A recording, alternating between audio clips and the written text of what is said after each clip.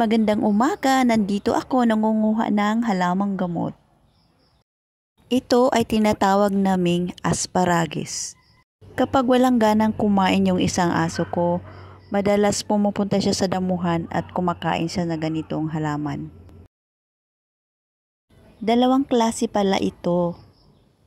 Ito ay tinatawag naming busikad.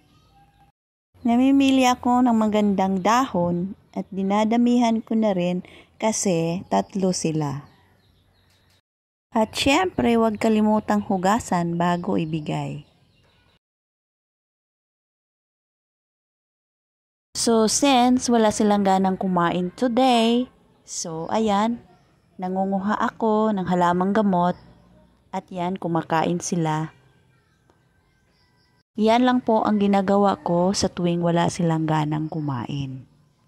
Natutuwa nga ako kahit half-breed sila, kumakain sila ng ganito, kaya hindi ako nahihirapan maghanap ng gamot. Salamat sa panunood. Don't forget to subscribe.